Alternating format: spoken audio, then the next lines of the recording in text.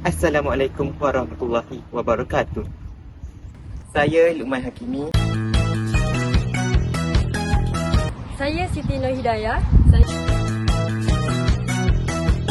Nur Syazali. Dan hari ini kami akan membentangkan Tajuk peranan guru berintegriti dalam menggalakkan penyertaan murid Dalam dalam kurikulum di peringkat sekolah.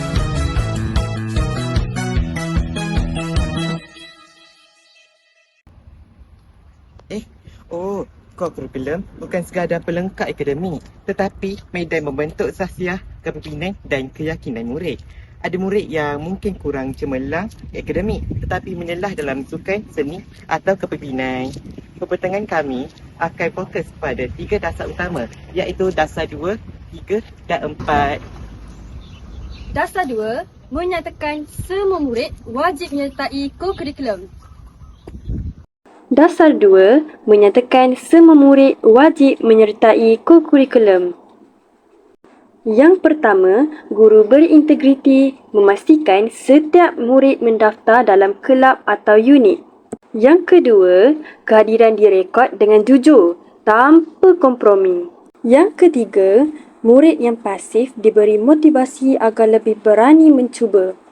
Dan yang terakhir sekali, bakat murid dikenal pasti dan disalurkan pada tempat yang sesuai. Kesimpulannya, guru berintegriti memastikan tiada murid tercicir dan semua mendapat manfaat daripada kokurikulum. Dasar 3 menetapkan semua guru wajib menyertai kokurikulum. Guru berperanan sebagai penasihat, jurulatih dan pembimbing. Selain itu, aktiviti dirancang dengan kualiti bukan sekadar formaliti. Di samping itu, guru menjadi teladan dengan hadir pada tepat waktu dan berdisiplin. Seterusnya, keselamatan murid dijaga sepenuhnya. Akhir sekali, laporan aktiviti dibuat dengan jujur untuk menambah baikan. Guru berintegriti bukan hanya mengajar di kelas, tetapi benar-benar memimpin murid dalam kokurikulum. Dasar 4 menekankan pelaksanaan kokurikulum yang sistematik. Yang pertama, takvim aktiviti disusun awal tahun. Yang kedua, guru membimbing secara langsung semasa latihan atau program. Yang ketiga, disiplin dan keselamatan murid dikawal. Yang keempat, laporan dibuat dengan refleksi sebenar. Yang kelima, peluang kepimpinan diberikan kepada murid. Dengan integriti guru, aktiviti yang dirancang benar-benar dilaksanakan dan membentuk murid yang berdaya saing. Kesimpulannya, dasar 2 memastikan murid terlibat, manakala dasar 3 memastikan guru berperanan dan dasar 4 memastikan pelaksanaan berjalan dengan lancar.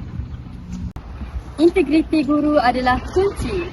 Tanpa integriti, rekod boleh dipalsukan dan program gagal. Dengan integriti, murid lebih seronok, ibu bapa yakin dan sekolah lebih cemerlang. Sekian sahaja pembentangan kami. Terima kasih.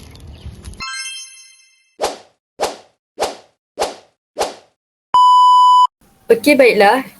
Kita akan membincangkan mengenai kepentingan, peranan dan tanggungjawab dasar kokurikulum sekolah.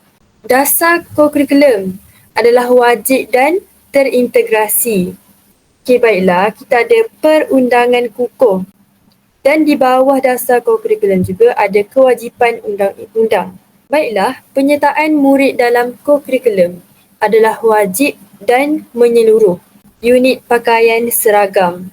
Contohnya pengakap, pandu puteri, kadet remaja sekolah ataupun kadet polis. Dan kita juga ada persatuan atau kelab. Kokurikulum juga ada sukan atau permainan. Okey, baiklah, saya akan serahkan kepada cikgu yang seterusnya. Okey, baiklah, kita akan bincang kepada slide seterusnya. Yang ini peranan guru dalam kokurikulum, komitmen dan kepimpinan. Okey, yang pertama ialah tugas rasmi dan tertulis. Yang poin lain ialah peranan utama guru. Guru berperanan sebagai Pertama, facilitator. Yang kedua, motivator. Yang ketiga, penggerak. Yang keempat ialah pembimbing. Okey, baiklah, slide berikutnya. Tanggungjawab jawatan kuasa kokurikulum sekolah. Yang pertama, perancangan strategi. Yang kedua, penetapan dasar. Yang ketiga, pengurusan pelaksanaan. Yang keempat, penilaian dan laporan. Pelaksanaan kegiatan kokurikulum, strategi dan pengurusan. Yang pertama, sukan dan permainan. Yang kedua, persatuan dan kelab. Yang ketiga, unit pakaian seragam. Saya serahkan kepada cikgu seterusnya. Baik, terima kasih Cikgu Lokman. Contoh tugas guru penolong kanan kokurikulum. Tugas pengurusan. Pertama, menyelia dan menilai aktiviti kokurikulum sekolah secara berkala. Seterusnya, merancang dan mengurus pemilihan peserta persatuan, kelab dan sukan. Manakala dari tugas pentadbiran pula, mengurus rekod penyertaan murid dan guru dalam aktiviti kokurikulum. Selain itu, menyediakan laporan prestasi untuk pejabat pelajaran daerah dan negeri. Manakala impak positif kokurikulum kepada murid dan sekolah pula, yang pertama, pembangunan sasiah. Seterusnya, pencapaian sekolah. Cabaran dan penyelesaian dalam pelaksanaan kokurikulum. Cabaran yang utama adalah kekurangan guru terlatih dalam bidang kokurikulum tertentu. Untuk strategi penyelesaian pula, yang pertama, kita perlu menyediakan latihan khas dan kursus perguruan berterusan. Kesimpulan, kokurikulum adalah wajib untuk guru dan murid. Okey, baiklah, saya nak tanya soalan kepada Cikgu Dayah. Saya. Jika kokurikulum diwajibkan oleh Undang-Undang, iaitu Akta Pendidikan 1996 dan kegagalan melibatkan diri boleh dikenakan tindakan, bagaimana sekolah boleh memastikan penyertaan murid dan guru bukan sekadar paksaan tetapi benar-benar memberi impak positif kepada pembangunan sasiah dan akademik murid? Baiklah, terima kasih Cikgu Luqman. Jadi, bagi saya, sekolah ni perlu tekankan aspek dari segi nilai tambah dalam pelaksanaan kokurikulum. Contohnya, aktiviti kokurikulum ni mesti direka bentuk so that dia berhubung dengan minat murid dan membina kemahiran sebenar, contohnya kepimpinan, kerjasama dan pengurusan masa. So bagi saya, guru pula berperanan sebagai motivator dan juga pembimbing, bukan sahaja pengawas.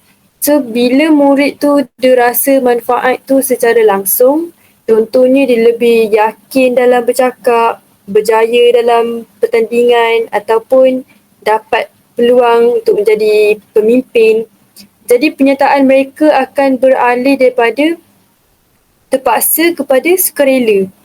So strategi sokongan seperti sistem merit, rekod pencapaian dan pengiktirafan dapat tukar paksaan undang-undang menjadi pengalaman pembangunan diri. Itu sahaja jawapan saya, Cikgu Luqman. Okey, terima kasih Cikgu Dayah. Okey, agaknya dah lewat dah ni. Sampai sini saja perbincangan kita. Boleh ke Cikgu Luqman dan Cikgu Wani? Boleh Cikgu Dayah. Okey, Boleh.